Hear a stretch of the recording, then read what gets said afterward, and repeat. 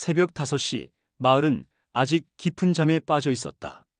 이른 새벽 특유의 서늘한 공기와 함께 골목을 가로지르는 오토바이 소리가 간헐적으로 들릴 뿐이었다. 오래된 단독주택의 창문에는 뿌연 성에가 맺혀 있었고 거실 안에는 누렇게 빛이 바랜 태극기가 걸려 있었다. 세월이 그려낸 얼룩과 주름이 고스란히 남아 있었지만 그것은 한 가정의 장식품이 아니라 한 노인의 삶과 신념을 지탱하는 기둥과도 같았다. 태극기 앞에 서 있는 노인은 85의 한준호였다. 허리는 굽었고 손은 떨렸지만 그는 여전히 매일 같은 시간, 같은 자세로 손을 들어 경례했다. 전쟁터에서 살아 돌아왔다는 사실이 평생의 부채처럼 그의 어깨에 얹혀 있었기에 이 의식은 단순한 습관이 아니라 전우들과 맺은 약속이었다. 오늘도 난 버틴다. 너희 목까지 살아있다. 그의 목소리는 낮고 떨렸지만 그 속에는 여전히 군인의 단호함이 남아있었다. 방 한쪽 유리 진열장 안에는 낡은 군화, 녹슨 철모, 그리고 3개의 훈장이 놓여 있었다. 어느 것 하나 빛나지는 않았지만 그것들은 나라를 위해 내어준 청춘의 흔적이자 살아남은 자의 무거운 증거였다. 식탁 위에는 손녀 아라가 두고 간 도시락이 놓여 있었다. 뚜껑 위에는 귀여운 글씨로 쓰인 메모지가 붙어 있었다. 할아버지, 오늘도 깃발 아래에서 약속 지켜요. 점심 꼭 챙겨 드세요. 사랑합니다. 준호는 뚜껑을 살짝 열어보았다. 김밥 몇 줄과 계란말이, 작은 사과 하나. 단출했지만 정성 가득한 도시락이었다. 그는 입가에 미소를 띠다가 곧 다시 뚜껑을 닫았다. 먹는 것보다 중요한 것은 곁에 남은 손녀의 마음이었다. 그 옆에는 빛바랜 수첩이 있었다. 이름하여 전우일기. 젊은 시절 전쟁터에서부터 써내려온 글이 빼곡히 담겨 있었다. 첫 장에는 이렇게 적혀 있었다. 살아서 돌아온 죄, 살아서 기억해야 갚는다. 준호는 펜을 들어 새로운 문장을 적었다. 오늘도 격리했다. 71년째다. 깃발은 색이 바랬어도 내겐 여전히 새빨갛다. 현관문이 열리며 손녀 아라가 들어왔다. 23의 앳된 얼굴, 그러나 또래보다 성숙한 눈빛을 가진 아이였다. 그녀는 늘 활기차게 할아버지를 불렀고 장난스레 충성하며 격려를 했다. 준호는 피식 웃으면서도 그 모습에 가슴 한켠이 따뜻해졌다. 아라는 집안 여기저기를 살피다가 곧장 진열장으로 다가갔다. 훈장을 꺼내 조심스럽게 닦으며 물었다. 언제 받았냐고, 어떤 사연이 담겨 있냐고. 준호는 잠시 침묵하다가 고개를 저었다. 저건 빛나라고 받은 게 아니다. 무겁게 남으라고 받은 거다. 목소리는 낮았지만 또렷했다. 아라는 한동안 아무 말 없이 훈장을 바라보다가 천천히 제자리에 놓았다. 그녀는 어릴 적부터 할아버지가 전쟁터에서 살아 돌아온 사실을 자랑스럽게 여기면서도 그 뒤에 숨겨진 고통을 느낄 수 있었다. 잠시 후 아라는 눈빛을 반짝이며 전쟁 이야기를 청했다. 할아버지, 그때 얘기 또 해주세요. 전우를 끌고 내려오셨다는 그날. 준호는 창밖을 바라보았다. 기억 속의 산등성이와 별빛, 총알이 빗발치던 밤이 다시 선명히 떠올랐다. 그는 낮게 말했다. 그날 별은 밝았고 산은 낮았지. 어린 전우 하나가 엄마하고 쓰러졌어. 그래서 내가 대신 가자 했다. 총알이 빗발쳤는데도 손을 놓을 수가 없더구나. 끌고 내려왔지. 그런데 돌아보니 나만 살아있었다. 그의 목소리는 떨렸고 눈빛은 멀리 허공을 향하고 있었다. 아라는 금세 눈물이 차올랐다. 그녀는 말없이 할아버지의 손을 꼭 잡았다. 할아버지, 그분들도 하늘에서 보고 계실 거예요. 할아버지 덕분에 이름이 이어진 거라고요. 그 순간 현관문이 벌컥 열렸다. 아들과 며느리가 들어왔다. 그들의 얼굴에는 불만과 피곤이 묻어 있었고 입에서는 안부가 아닌 돈 이야기가 흘러나왔다. 아버지, 보훈복지금이 얼마나 나오세요? 집도 낡았는데 이제 정리하시죠. 요양원 들어가시는 게 어떠세요? 존중이라고는 찾아볼 수 없는 말이었다. 아라는 참지 못하고 맞섰다.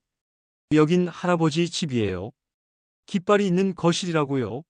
그러나 아버지는 손녀를 나무랐다. 학생 주제에 어른 일에 끼어들지 마. 아라는 울분이 치밀어 올랐지만 준호는 조용히 태극기를 바라보다가 낮고 단호한 목소리로 말했다. 나는 누군가의 짐이 아니야. 만약 내가 짐이라면 날 버리지 말고 기억을 버려다오. 그 말은 무겁게 방안을 울렸다. 아들과 며느리는 더 이상 대꾸하지 못하고 문을 닫고 나갔다. 집안에는 정막이 내려앉았다. 아라는 눈물을 훔치며 핸드폰을 꺼냈다. 할아버지의 목소리, 그 진심 어린 울림을 하나라도 놓치지 않기 위해 녹음 버튼을 눌렀다. 그날 밤 준호는 전후 일기 마지막 장에 굵은 글씨로 새로운 문장을 남겼다. 훗날 내 모든 건 기억을 지킨 자에게 준다. 그는 펜을 내려놓고 창밖을 바라보았다. 오래된 태극기가 바람에 살짝 흔들리고 있었다. 그것은 세월의 무게를 견뎌온 깃발이자 이제 손녀에게 이어질 약속의 징표였다.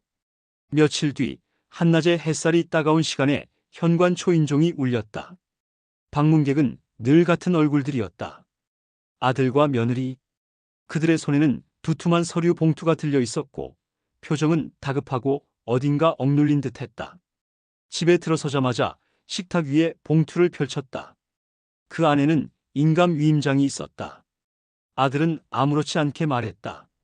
아버지, 그냥 도장 하나만 찍으시면 됩니다. 연세도 많으시고 이런 건 번거롭잖아요. 저희가 대신 처리해 드릴게요. 그의 말투는 배려하는 척했지만 속내는 다 드러나 있었다.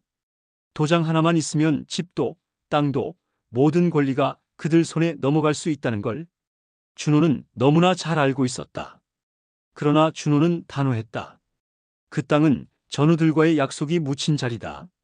내 손에 있는 도장은 가벼운 나무 조각이 아니라 나를 버티게 하는 마지막 무기다.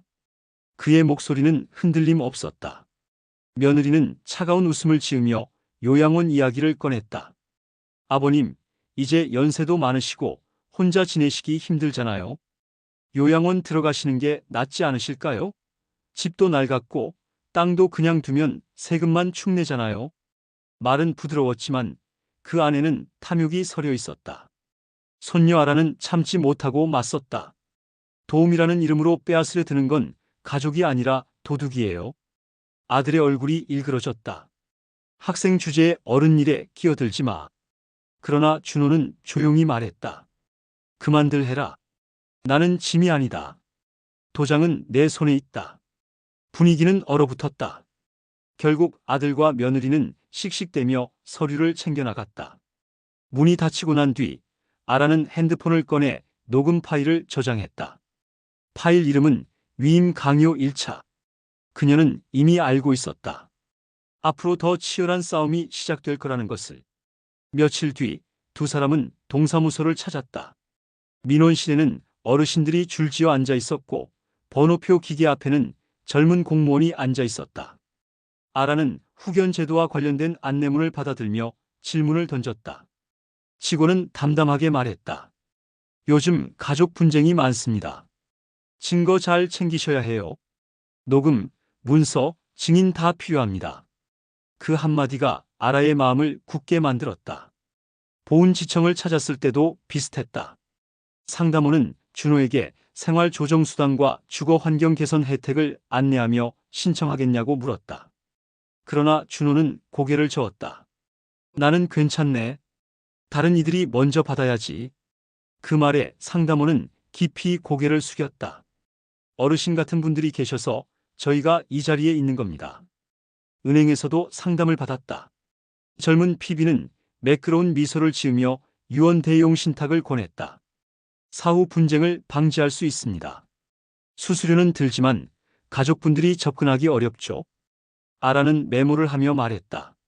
수수료보다 중요한 건 의지가 안전하게 남는 거예요. PB는 순간 놀란 표정을 지었다. 집으로 돌아온 아라는 서랍을 열어 오래된 사진들을 꺼냈다. 흑백 사진 속에는 젊은 준호와 전우들이 어깨동무를 한 채 웃고 있었다. 뒤로는 허물어진 산등성이와 타는 자국이 선명했다. 아라는 물었다. 할아버지, 이분들 이름 적어 주실래요? 준호는 이름을 하나하나 불러주었다. 그 순간 아라의 핸드폰 카메라는 사진을 찍고 클라우드의 전후 기록 아카이브라는 폴더가 생성되었다. 며칠 후 저녁 식탁에 된장찌개가 올랐다. 그러나 식사 도중 다시 아들과 며느리가 들이닥쳤다. 그들은 또다시 도장을 강요했고 요양원 이야기를 꺼냈다. 준호는 숟가락을 내려놓으며 조용히 말했다. 내가 오늘 먹는 이 밥이 마지막 밥이라도 도장은 너희 밥상에 올리지 않는다. 그 말은 칼날처럼 날카로웠다. 두 사람은 얼굴이 굳어져 문을 쾅 닫고 나갔다. 며칠 뒤 우편함에 흰 봉투가 들어있었다. 발신인은 구청 도시정비과. 준호와 아라는 조심스럽게 봉투를 열었다. 종이 위에는 굵은 글씨가 박혀 있었다. 동 일대 도시환경정비사업 정비구역 지정고시. 아라는 서둘러 노트북을 켜고 검색을 시작했다. 부동산 카페와 기사들은 재개발 소식으로 떠들썩했다. 초대형 모아타운 확정, 신설 역사 확정, 분양가 대폭 상승 전망. 지도 앱에 주소를 찍자 붉은 경계선이 땅을 감싸고 있었다. 아라는 숨을 삼켰다. 할아버지, 들어갔어요. 재개발 확정이에요. 준호는 창밖을 바라보다 조용히 고개를 끄덕였다. 별일도 다 있구나. 재개발 소식은 생각보다 빠르게 퍼져나갔다. 구청 고시문이 붙은 지 일주일도 되지 않아 마을은 술렁거렸다. 부동산 중개업소 앞에는 사람들이 모여서 수군거렸고 커뮤니티 게시판에는 동 재개발 대박, 보상금 예상치, 조합원 자격 확보 요령 같은 글들이 쏟아졌다. 숫자와 평수, 분양가 이야기들이 오가는 가운데 그 땅의 주인인 한준호와 손녀 아라는 조용히 집 안에 앉아 있었다. 하지만 정작 가족이라는 이름을 가진 사람들은 가장 빠르게 움직였다. 며칠 전까지만 해도 요양원 이야기를 꺼내며 귀찮은 짐 취급을 하던 아들과 며느리가 갑자기 꽃바구니와 영양제를 들고 찾아왔다. 현관 앞에 놓인 바구니에는 존경하는 아버님께라는 문구가 붙어 있었다. 준호는 한참을 바라보다가 무겁게 한숨을 내쉬었다. 그들의 태도는 너무나 달라져 있었다. 며느리는 눈가에 억지 미소를 띠며 말했다. 아버님, 지난번엔 제가 말이 좀 거칠었죠. 사실은 다 아버님 걱정해서 그런 거예요. 이제는 가족답게 함께 하자고요. 아들은 옆에서 거들며 아버지, 저희가 효도 못해서 죄송합니다. 앞으로는 잘 모시겠습니다라며 고개를 숙였다. 그 순간 아라의 눈에는 분노와 연민이 동시에 스쳤다. 단 며칠 만에 태도가 뒤바뀐 이들이 진심일 리 없었다. 그들의 눈빛은 할아버지를 향한 것이 아니라 재개발 고시문에 적힌 숫자를 향하고 있었다. 아라는 마음속으로 다짐했다. 이 사람들 앞에서는 눈물도 흔들림도 보여주지 않겠다. 며칠 뒤 아라는 준호와 함께 변호사 사무실을 찾았다. 사무실 안은 서류와 두툼한 법전으로 가득 차 있었고 중년의 변호사는 차분히 이야기를 들어주었다. 아라는 그동안 녹음해둔 파일과 메모를 하나씩 꺼냈다. 위임장 강요, 요양원 압박, 도장을 요구하는 대화들. 변호사는 고개를 끄덕이며 말했다. 이 정도면 충분합니다. 유언 대용 신탁을 준비하시죠. 그리고 혹시라도 자녀분들이 후견 신청을 한다면 방어할 수 있는 증거도 갖추셨으니 크게 걱정하지 않으셔도 됩니다. 준호는 고개를 끄덕였다. 내 의지가 내 손에 남아있는 한 나는 내 길을 간다. 그의 목소리는 또렷했다. 그러나 예상은 빗나가지 않았다. 아들과 며느리는 곧바로 가정법원에 후견 개시 신청을 냈다. 그들은 아버지가 고령으로 판단력이 흐려졌다며 재산 관리와 법적 권리를 자신들이 대신해야 한다고 주장했다. 재판 당일 법정안은 팽팽한 긴장으로 가득했다. 아들과 며느리는 단정한 옷차림으로 앉아 있었고 그들의 변호사는 목소리를 높였다. 피신청인은 연로하셔서 판단력이 현저히 떨어지고 있습니다. 재개발이라는 중대한 사안 앞에서 합리적인 결정을 하실 수 없으니 가족이 대신해야 합니다. 재판장의 시선이 준호를 향했다. 그는 천천히 자리에서 일어나 마치 군 법정에서처럼 허리를 곧게 폈다. 그리고 굵은 목소리로 자신의 이름과 생년월일을 또렷이 말했다. 이어서 전우들의 이름을 하나하나 불러나갔다. 강태식, 황상호, 이문덕 이름을 부를 때마다 목소리가 떨렸지만 그 떨림은 노쇠가 아니라 기억의 무게였다. 법정은 순간 정적에 휩싸였다. 재판장은 깊은 숨을 내쉬며 고개를 끄덕였다. 피신청인은 스스로의 재산과 권리에 대해 충분히 이해하고 있습니다. 후견 개시 신청은 기각합니다.